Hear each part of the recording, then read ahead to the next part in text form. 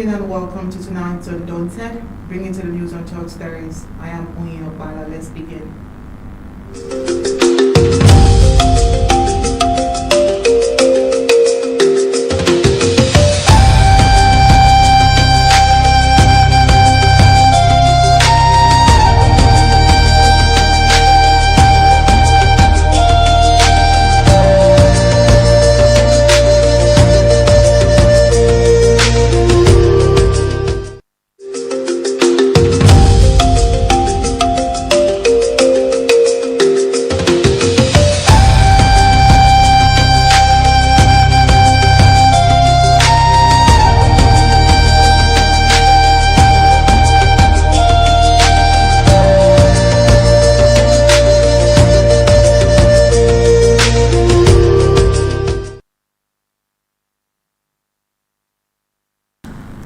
Good evening and welcome to tonight's Undaunted, bringing to the news on Talk Stories. I am Undaunted. Let's begin.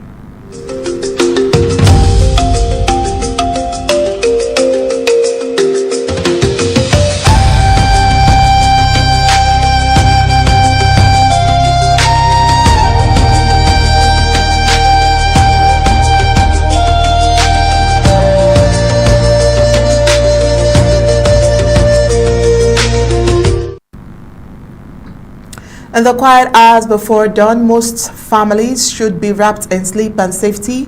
Fear too often fills the air in parts of southern Cameroon. For many communities, uncertainty has become part of their daily life, marked by disrupted livelihood, sleepless nights, and the constant struggle to protect what little they have left. From sudden fires that threaten small businesses to the absence of basic services needed in emergencies, residents are frequently left to rely on one another in moments of crisis. These scenes reveal not just isolated incidents, but a deeper reality of vulnerability where ordinary people must act swiftly and collectively to prevent tragedy. Yet, amid the hardship, a pattern of resilience stands out. Neighbors become first responders, strangers become lifelines, and community continues to endure, holding on through cooperation, courage, and hope for safety days ahead. These are the wishes of an average Amazonian living in southern Cameroon. Well, all these and more will bring to you on tonight's Undaunted. But first, let's get the prime headlines.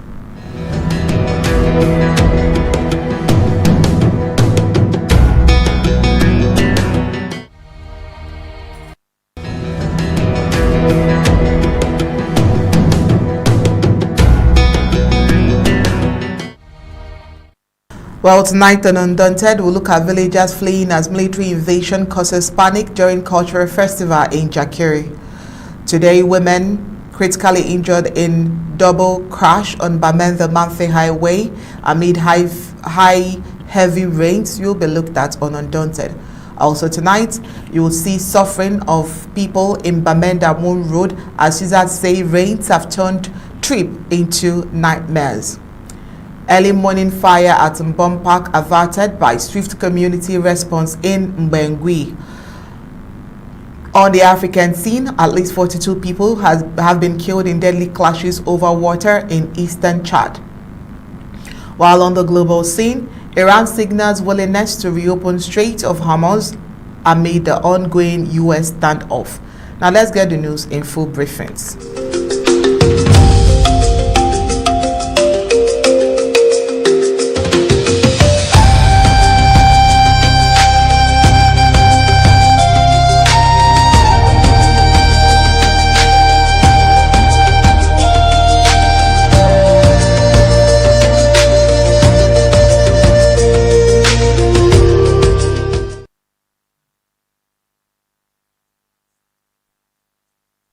Mbeseha in Jakiri County, located in southern Cameroon, have fled into surrounding bushes following a violent confrontation between Colonial government forces and the Amazonian State Army.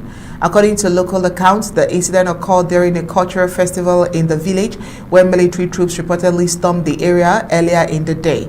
Security forces say the operation was launched based on intelligence indicating the presence of the Amazonian State Army.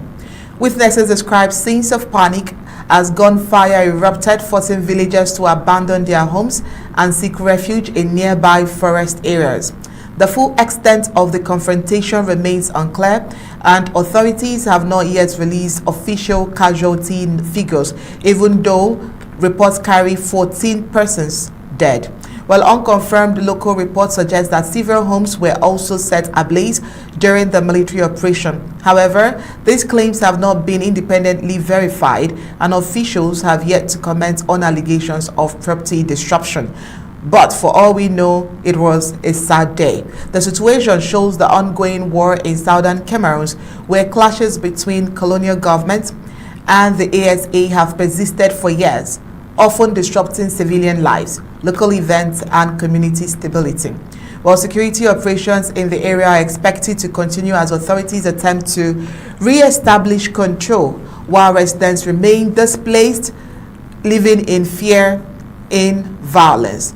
Well, we also got a report that colonial government forces said that they burned down 38 motorcycles in Nzerem so that Amazonian fighters will not use them to launch counter-attacks after a 4 a.m. mission in the area. A very sad report here. Good evening, Barrister Mbeseha. How are you doing today? I'm doing great, and good evening to you. We are alive and thankful.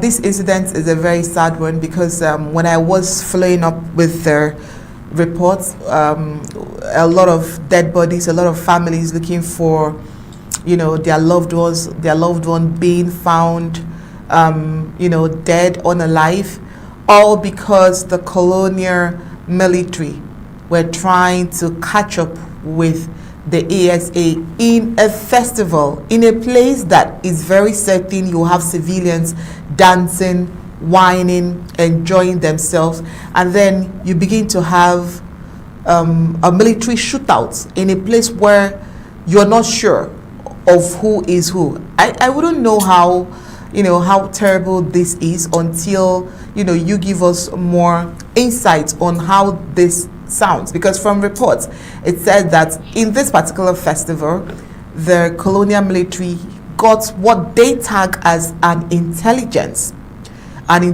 report, or they gathered that the ASA will be there. Didn't they consider that it's a festival and people from far and beyond would come there to have fun or to take part in the festivity? Why would they even have a shootout? Let's get your thoughts on this terrible incident. Well, they will have a shootout. They will do what they did because the intention is to commit genocide. Maybe they have not understood what is genocide. They believed that the Amber guys were there. And because the Amber guys they believed were there, they could kill everybody in an attempt to look for an Amber. That is the rare definition of genocide. You kill people for who they are, not for any crime they have committed. And so these people, this is the style. This is not the first time. We have had Ngarbo. Ngarbo is very common, well known to us, where they descended on the population at night, like this one, wiped out everybody, killed pregnant women, killed children, killed everybody. And they believe that there's an Amber guy in that place. But they were wrong. The story we got, if it is true, we got me for.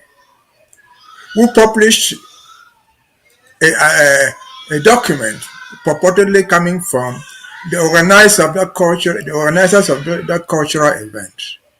Was a cultural event simple as it is? But they went there, they killed people, and above all again, they burnt down a number of motorbikes.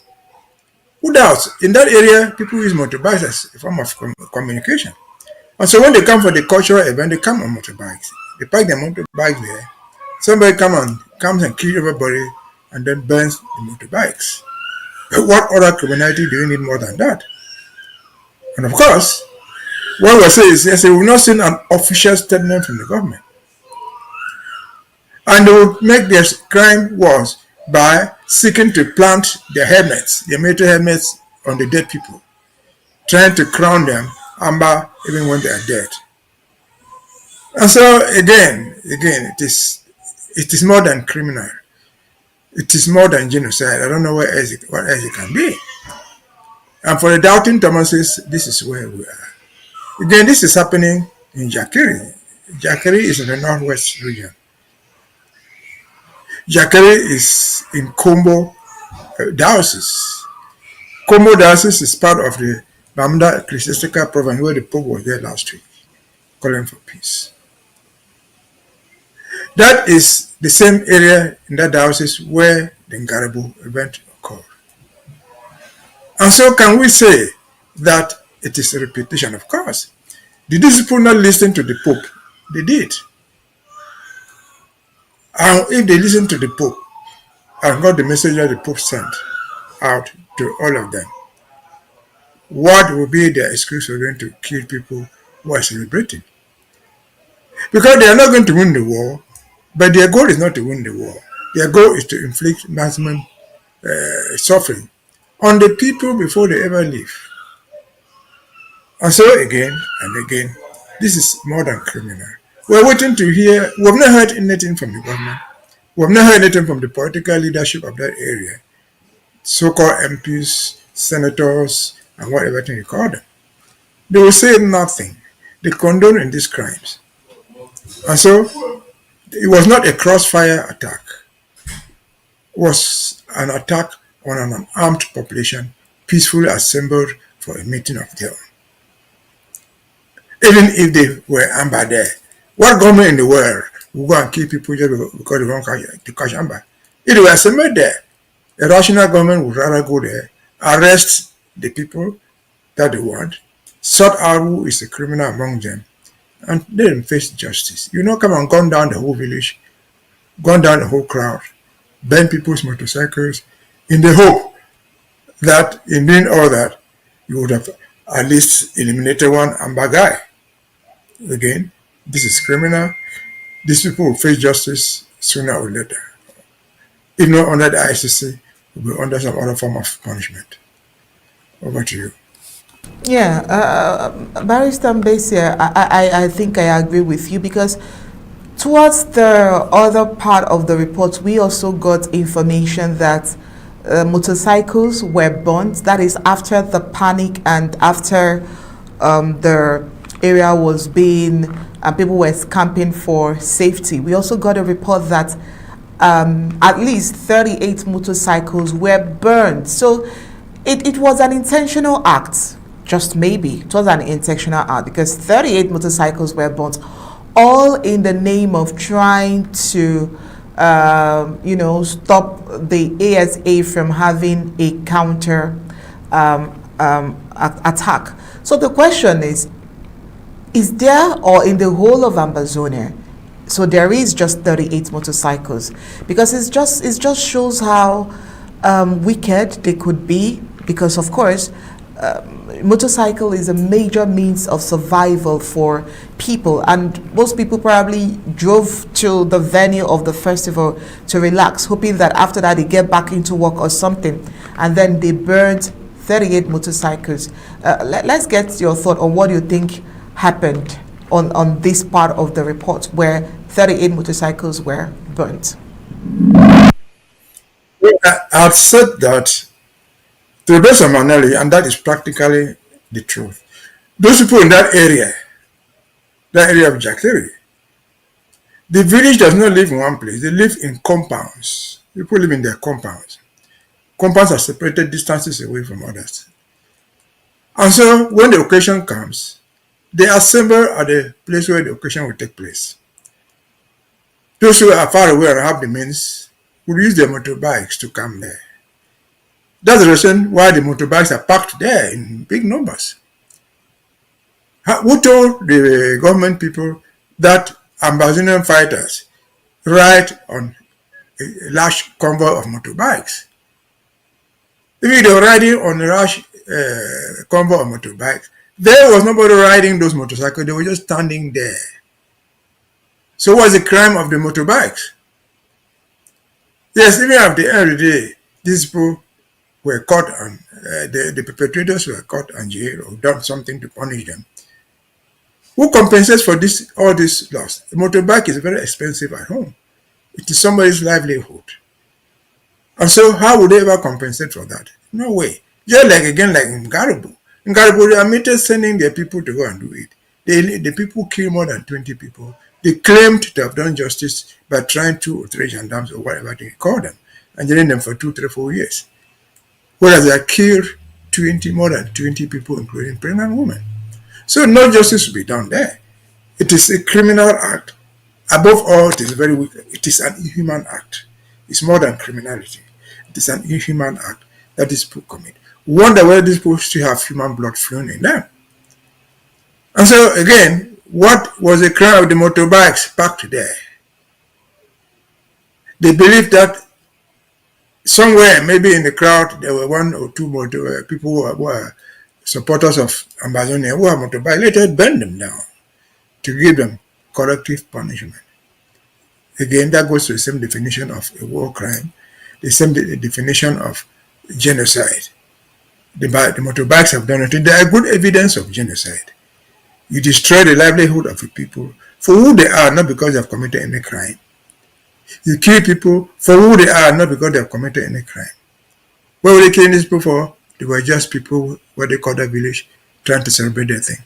But above all, they are Ambazonians. Because the B or whatever branch of the army did that, they are looking for Ambazonians, whoever he is called, wherever he or she comes from, they will kill you, no matter whether you're fighting or not.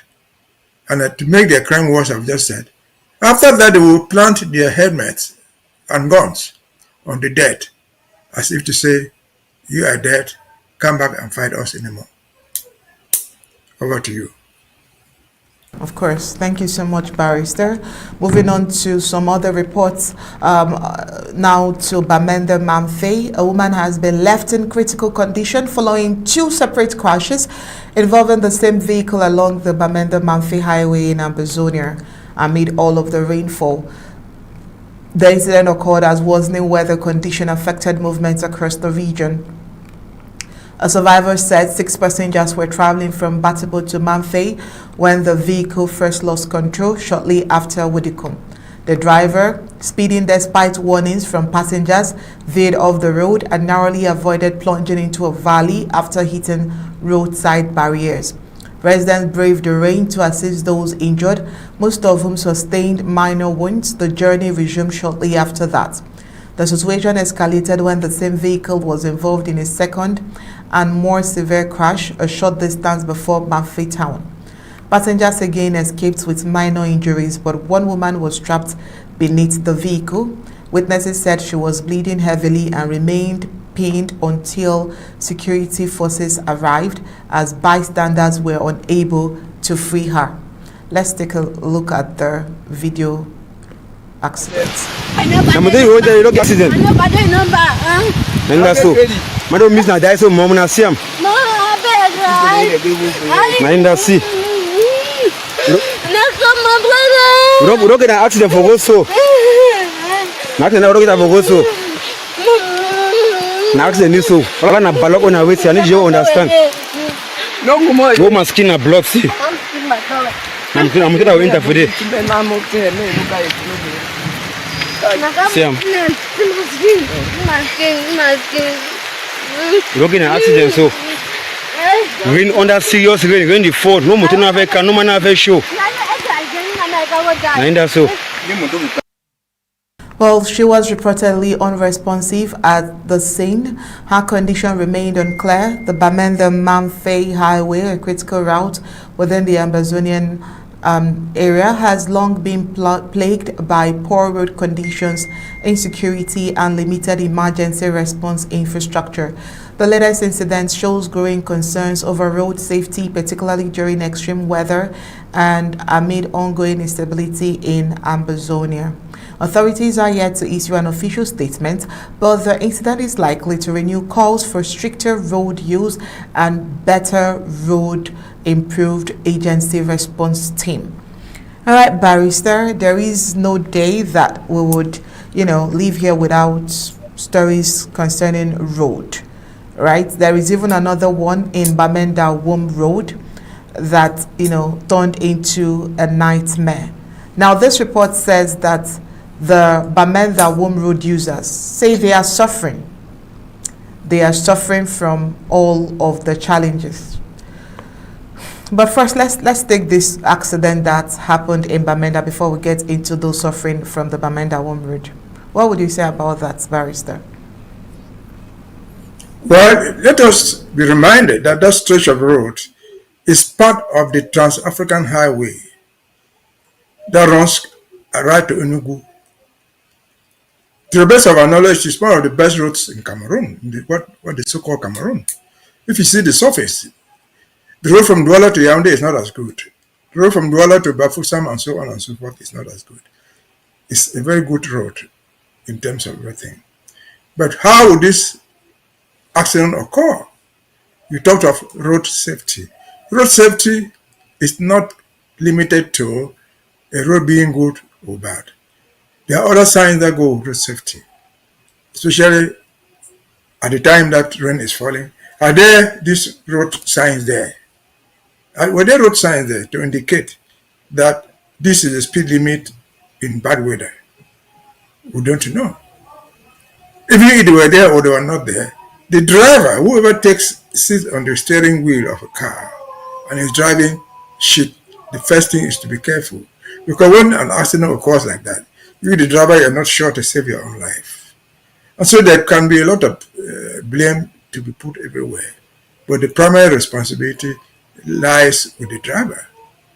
We don't know what his condition, whether he was intoxicated, whether the vehicle was overloaded, we don't know. We don't even know the state of the car. Maybe the car was defective, nobody knows. But assuming that the car was in good order, assuming that the portion of road is what we see, then why would a driver be running at that speed? Are there speed limits on that road? In that particular portion of the road, I doubt. In general terms, you don't have speed limits in Cameroon.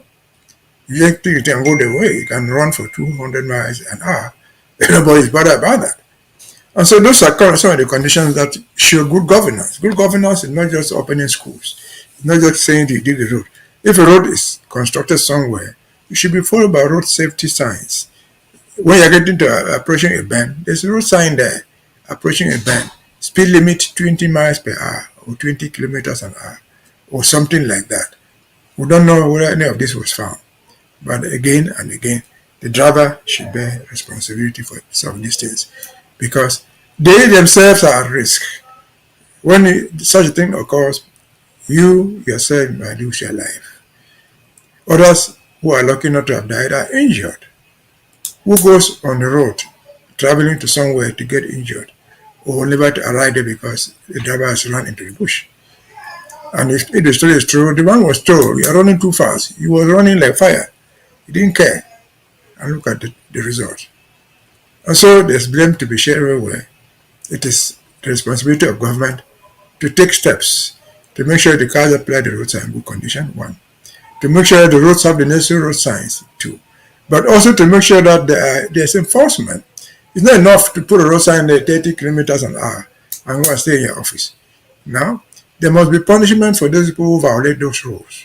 If there was that control, that guy will not be running that speed because he will know that if he's caught, he would go down for it. We're in a modern system. You don't need to go there sitting there. People can track drivers on the highway by satellite. You just in your office, see that car is going at this speed, you track it, and you bring the driver to book. And so the Cameroon people must have to modernize their own tracking system. They have to modernize their own road safety signs and procedures to the modern age. Over to you. All right, thank you so much, Barrister. This is still on road. Let's head to the Bamenda-Wum Road, where bike riders and travelers on the Bamenda-Wum Road say the rainy season has made the route nearly impossible, driving transport fares up threefold and sending market prices soaring across the Menchum County. The road, already weakened by years of war in Amazonia, has deteriorated further with the rains. Riders report deep mud, widening potholes, and collapsed sections that make each trip a risk. According to an eyewitness, says we have no choice. If you want to go, you pay, but the road wrecks our motorcycle and the passengers are unhappy about the steep prices, said the commercial bike rider. A one-way trip from Bamenda-Wum Way or Esu now costs between 20,000 and 25,000 francs CFA, up from the usual fare. A round trip can reach 40,000 to 50,000 francs for transport alone before the cost of goods. Traders say the hike is being passed directly to consumers because prices of basic necessities, household items, and food have risen sharply in Wum, Esu, and Way and nearby villages. Many families already are hit by the crisis. They say they are struggling to cope. Residents are calling on elites from Mbengwi County and government authorities to intervene urgently. They note that the Bamenda-Wum road does not only serve local community, it links to Akwaya in Mbengwi County and continues to Taraba, Mbengwi, and Cross River. Well, this road, according to them, is a lifeline for cross-border trade and movement because if it completely collapsed, the entire community would be cut off. Now, commercial bike riders, many of them young men who depend on the trade for survival, say the poor state of the road damages motorcycles and puts their lives at risk on a daily basis. Of course, no official statement on rehabilitation plans since the elections were over up until today. Well, barrister, here we are. While the other roads are not properly safeguarded, these ones are muddy and not even motorable. Let's get to hear your thoughts. Well, we talked about the road to Mamfe, which continues to Nigeria. That's a Trans-African highway. I don't know where there's another road even there. What you call the Menchum Road, that will assure us, is that a road? That's not a road at all. But it's Menchum Road alone. That's a repetition of what you find throughout the whole of Amazonia. There's no road there. And then you find the poor motorbike riders and even the passengers. I saw a passenger standing there carrying the exhaust of a motorcycle, a poor woman. Well, the road is so bad that the parts of the motorcycle are cutting off and falling on the road. So that is not a road. That is not what we can call a road. It's the same thing everywhere, I've just said. That's a woman standing there. See her carrying the exhaust in her hands. And they sign those things backs lying down. Those are people's goods being transported. They are falling off. That is absolutely no road. Not only in Menchum. I come from the BLM. Sometimes in November, December, they come there with a grader. Not with a grader, with a caterpillar. And add the mud and go away. Put the soil and throw it there. Go away. April comes, that's the beginning of the rainy season, and the whole place becomes impassable. And so, why do we deserve this? Why is the mud standing there? It's because nobody is bothered on even cutting a gutter to send away running water. The water runs in the middle of the road, gets the road impassable, and then they say they have a road. Can we remind ourselves that we said many times before, in southern Cameroon, we had a whole department that dealt with road maintenance. What does that mean? It meant that when the rains came, they saw the road. If there's a place where water is standing, they will go there immediately and cut a gutter. And the road will not be that way. That department was called PWD, Public Works Department. It's not PWD, the football team in Bamenda or PWD Kumba. Now, those football teams took the name of the Public Works Department. And so these people in Wum, they have no road. Just like people somewhere else, they have no roads. In the BLM, in Akwaya, of course, that is supposed to be a road leading to Akwaya. They are still far away from Akwaya. Would that person ever reach Akwaya? They cannot go to Akwaya that way. If you reach there alive, you are a lucky man. And again, if you go further down the road, you will see some policemen, some big people standing there, extorting money from those travelers. They don't care whether you're flying or you're swimming in the mud, you pay them the price. To the extent that we saw last week, they were asking the dead man to pay his own death tax before he be buried. And so why should we go through all this? 60 years into independence. That room is already called it. It's supposed to be part of the ring road. The ring road was a road that started from Bamenda, went through all the 6 divisions of the Northwest, and came back to Bamenda. It passed through Wum, passed through Kambe, and came back. That is part of the ring road. Nothing is being done. And Paul Biya have been there to Bamenda, stood there, and promised to supervise the ring road. He will personally supervise the ring road. Can we remind ourselves that he has never done it? A promise from the president's mouth is worth executing. If that had the ring road, that portion of the road will be good. They have not done it. It is a reminder for us, sitting right here, to say enough is enough. People have suffered for 60 years. 60 years is close to a century. 60 years is close to a century. A century is over 100 years. People have suffered for 60, 65 years. We must say enough is enough. We have to rebuild somewhere. We have to do our lives all over and do our roads better. Put the road sign there. Put roads that are worth calling roads. And then make our people at least have a better life to live. I don't know how that woman will find herself when she reaches where she is going. She will be completely mad. Women are used to dressing up well. I've seen women falling off the motorcycles into the mud in their good dresses. What would those boys have? They're suffering. Before you even count that into wherever you're going, you, the motorbike driver, you are in trouble. You break your spinal cord. And so again, this is one of the reasons why we fight. We have to put an end to this suffering. We'll put an end to this manipulation of a government somewhere that claims to be ruling us. And they're ruling nobody, they're only extorting from us and going away. Over to you. All right, very sad one there. Let's also head to Mbengwi today, where residents of Mbengwi successfully prevented what could have developed into a major fire disaster after an early morning blaze erupted at Mbom Park on Sunday. The fire, which is believed to have started in a provision container shop, was first noticed around 3 a.m. by a passerby returning home with most residents still asleep at the time. His quick alert proved crucial, prompting neighbors to rapidly mobilize and respond to the emergency. Facing the challenge of no immediate access to a water source, such as taps or wells, residents improvised by using stagnant water collected in potholes from Saturday evening's rainfall. Their coordinated efforts enabled them to contain the flames before the fire could spread to nearby shops. The exact cause of the fire remains unknown, though an electrical short circuit is being considered as a possible source. Authorities have yet to assess the full extent of the damage caused by the incident. Barrister Mbeseha, it just looks like from all areas there are loopholes. In all areas, Amazonians are struggling to survive. I mean, even the fire incidents that happens in broad daylight, fire service has not been able to come to their rescue. How much more a fire incident that will be at 3 a.m. when most people would be very fast asleep.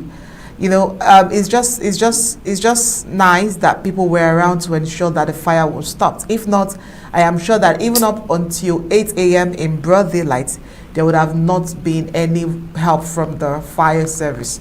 But let's get to hear from you, Barrister.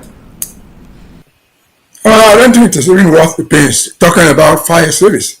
I believe in the whole Northwest, so-called Northwest, there are 7 or 8 divisions, I think 7 divisions or counties that we find there. How many fire departments are there? The only one that we know clearly is that there's one in Bamenda. But even the one in Bamenda cannot go to Santa.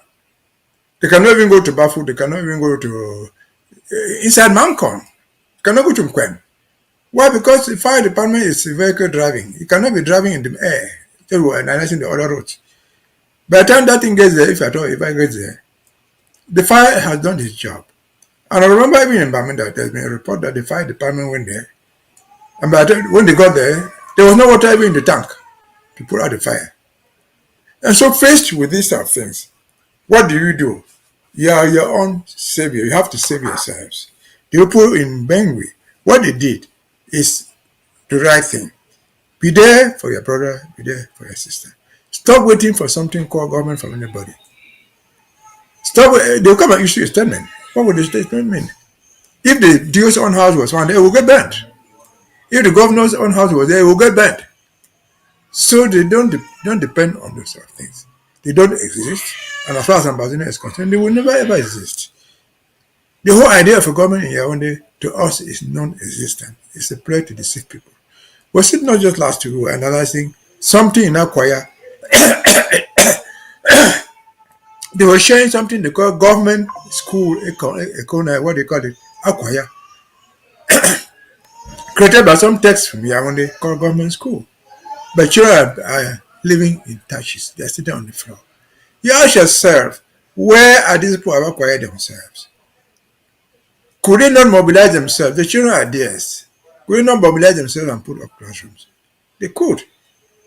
Because before they come out of the government schools to all those areas, for example, all the schools in Akwaya were mission schools. There were almost no government school there in the 60s. They were all mission schools. And none of the schools was in that form. They built the classes. The priest who was in charge did not bring money from home to come and build the school. They organized the community to build their schools. They didn't buy land, they gave land. They came themselves and built the school on specified conditions, specifications. And so the same thing should apply to fire and any other thing that can happen to us. Be your brother's keeper, be your brother's protector, because it is today his turn, tomorrow will be yours. Stop waiting for anything coming from Yaoundé, because nothing is going to come.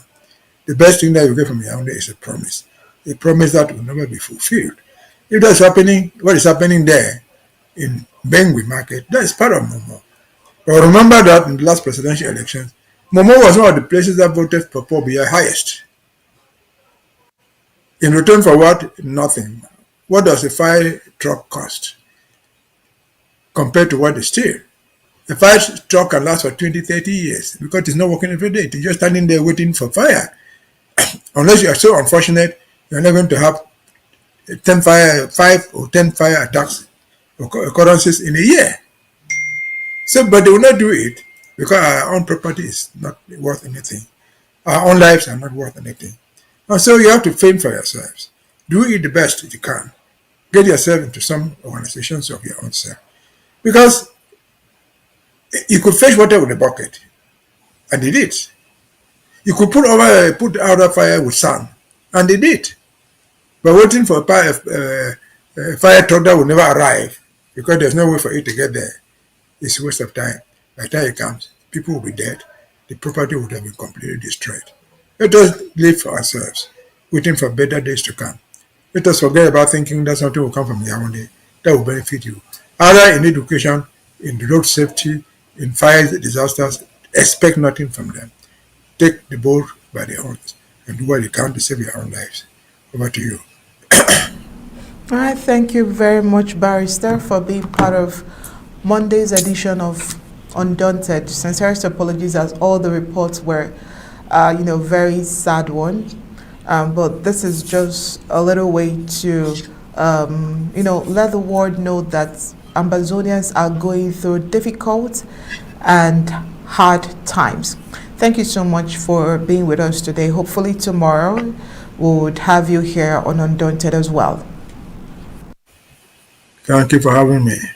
You're welcome. Now, when we return from the break, we would head into Africa, where at least 42 people have been killed in what has been described as a deadly clash over water in eastern Chad.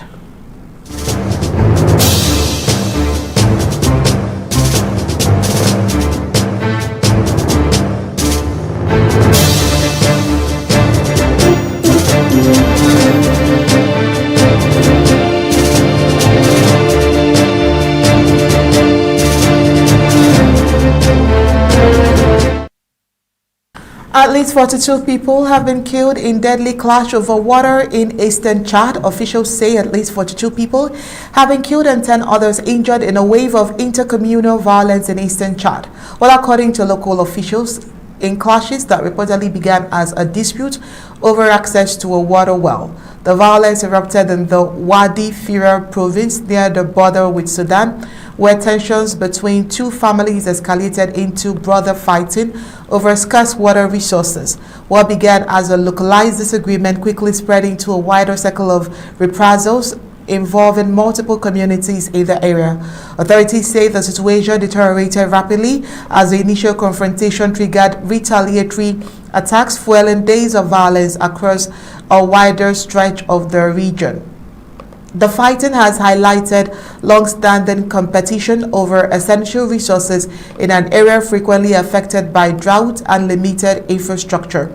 Chad's military has since intervened in an effort to restore order and prevent further escalation. Security forces have been deployed to affected communities to separate rival groups and stabilize the situation.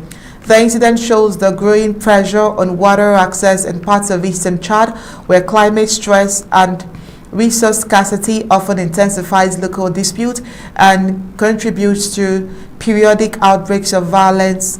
While officials have not yet confirmed whether arrests have been made or whether mediation efforts are on the way. Authorities are expected to continue security operations in the region as tensions remains high.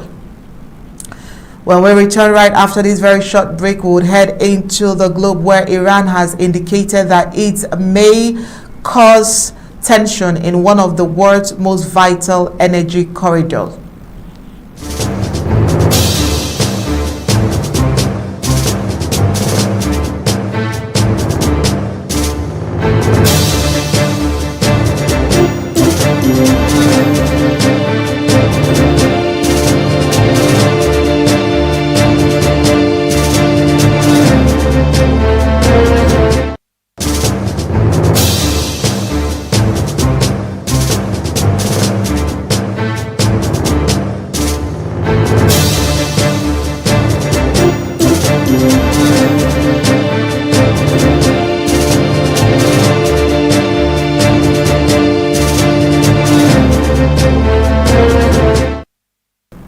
Iran has indicated it may ease tension in one of the world's most vital energy corridors, offering to restore access through the Strait of Hormuz without trying to move to its disputed nuclear program, according to regional officials familiar with the matter. The Strait of Hormuz, a narrow maritime passage linking the Persian Gulf to international waters, carries nearly 20% of global oil and liquefied natural gas exploits. Any disruption in the strait has immediate implications for global energy markets and economic stability. Two officials speaking anonymously due to the sensitivity of the discussion said on Monday that Iran is prepared to lift restrictions affecting transit through the waterways.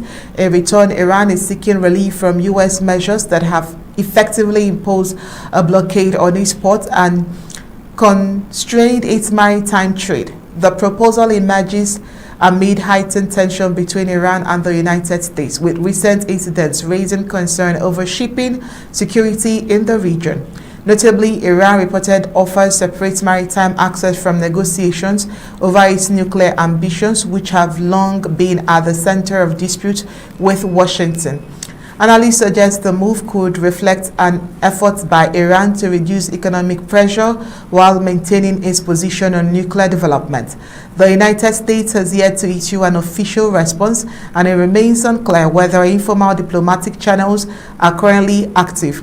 Global markets continue to monitor developments closely, as even minor instability in the Strait of Hormuz can trigger fluctuations in oil prices. Energy-dependent economies are particularly sensitive to any prolonged disruption in the flow of resources through the region. While Iran's proposal could signal a potential opening for limited de-escalation, significant obstacles remain deep-rooted mistrust. Geopolitical rivalries and unresolved nuclear concerns continues to implicate any path towards broader agreements. For now, no formal deal has been announced, and both sides appear to be holding firm in public. Observers caution that while the proposal introduces a possible avenue for easing tensions, it does not resolve the underlying conflict shaping relations between Tehran and Washington. Well, that's it for tonight on Undaunted. But before we go, let's take a look at the stories that made it to tonight's headline.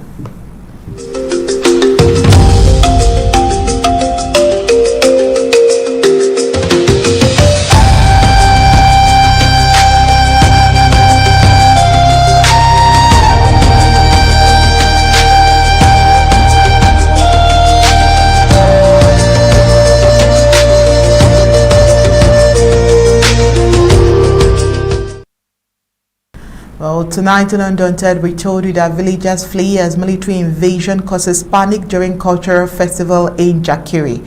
Tonight, we also told you that women critically injured in double crash on Bamenda-Mamfe highway amid high rains. Tonight, we told you that those in Bamenda-Wum are suffering as the heavy rains have turned the roads into a nightmare. Also tonight, we told you that in Mbengwi, an early morning fire at Mbom has been averted. On the African scene, we told you that at least 42 people has been killed in a deadly clash over water in eastern Chad. While on the global scene, Iran signals willingness to reopen the Strait of Hormuz amid their ongoing US standoff. That's it for tonight's Undaunted. Bringing into the news Untold Stories. On behalf of Barrister Mbeseha, our in-house analyst, and of course a team of technicians behind tonight's production, is good night and God bless.